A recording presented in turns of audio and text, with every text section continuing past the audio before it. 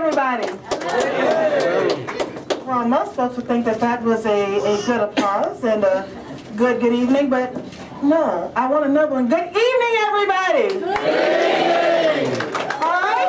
Woo! Now let's say we're going to get Patrick Murray elected here for Congress in the 8th Congressional District. If you believe that what I'm saying is true, I need an even louder good evening that will raise the roof off of the building on the count of 3. 1, 2, 3. Good evening.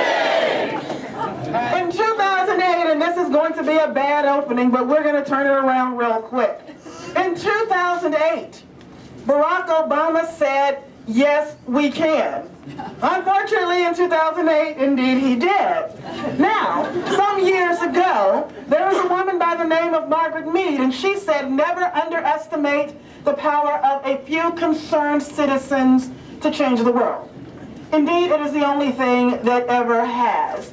She was a believer, and over the course of history and time, many things have changed. Some for the better, some for the worse.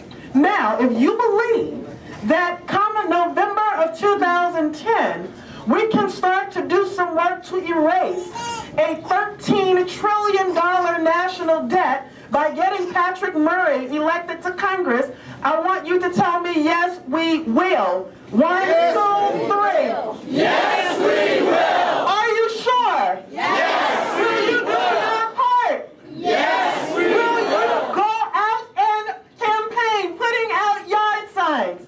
Yes, we will. We will knock on doors, right? Yes, we will. We will make telephone calls, right? Yes, we will. And we will be sure that the campaign headquarters that we're so fortunate to be standing in tonight will be flooded with volunteers around the clock for the next 62 odd days in order to ensure that there is victory. Can I get another yes, we will? Yes, we will. Just in case no one has told you this as of late, you are absolutely beautiful, incredibly phenomenal, extraordinarily intelligent, and perhaps the most intelligent group of people assembled in the city of Alexandria and the great Commonwealth of Virginia, because you happen to be in the right place at the right time for the right cause. So give yourselves a huge round of applause.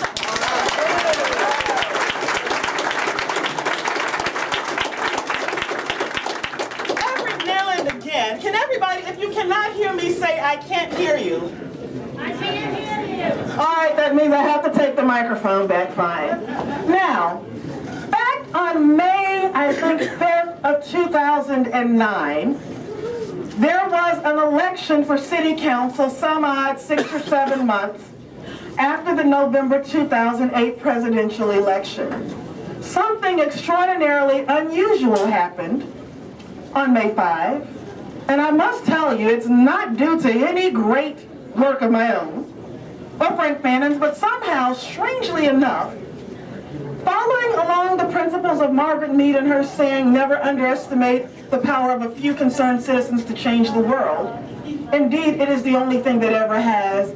You all ensured that me and my colleague, Frank Fannin, for the first time in near 10 years, would have or ensure a diverse city council that would represent your points of view. We were very fortunate that that happened, and it happened in the backyard of a White House that went 82% for Barack Obama just in November before. Now, stranger things had not been known to happen, but now it happened. So then, after that took place, Bob McDonnell floats around and says they started a revolution. Somehow, strangely enough, people believed it was true. But when they said we started a revolution, they weren't talking about something extraordinary done by me or anything extraordinary done by Frank. What they were really talking about, just to set the record straight, is the exceptional and extraordinary works done by the conservative folks right here in the city of Alexandria. They were talking about you. They just put our pictures out there. Now, what I'm asking you for tonight is your commitment to once again ensure that we will get the same result in November of 2010. So whatever the magic was that worked a year and a couple of months ago, we need that magic to work again, and it will not work unless you get out and reconcentrate your efforts the same way you did it last year. Let's do it again. Can I get your commitment? I don't have much more to say. I could go on all night, and I'm not going to do that. But let's just say we've got a $13 trillion debt. We've got a $1.3 trillion deficit that has been run up in the last year. Sitting here in Alexandria, you've got a $44 million budget shortfall that we had to work to keep tax increases down to close because we need to control spending.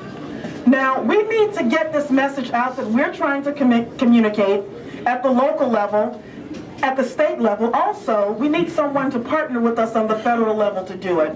Patrick Murray is that guy. Now, I've said an awful lot of things over the course of the last year, but the one thing that has been consistent has been the need for us to not emerge as a fragmented Republican Party, because the majority of any section of this party represents the minority of the voters in whatever district that we have that we're looking for votes in. So, if you have a candidate that is committed to the soul and core principles of the Republican Party, smaller government and limited spending, which we've got in Patrick Murray, let's go about what is going to bind us and let's support him. So I am looking forward to you. We've got a stellar candidate. We've not seen a better candidate here in the 8th Congressional District in a long time, and I want you to give us your commitment that you will do everything you can to get him elected. I thank you so much for all you've done, and I thank you for what you're going to do to give us a little more help in the next 62 days. And I think that without further ado, and I see someone standing here to take the mic from me, and I'd like to snatch it back, but I think that what he's going to want to do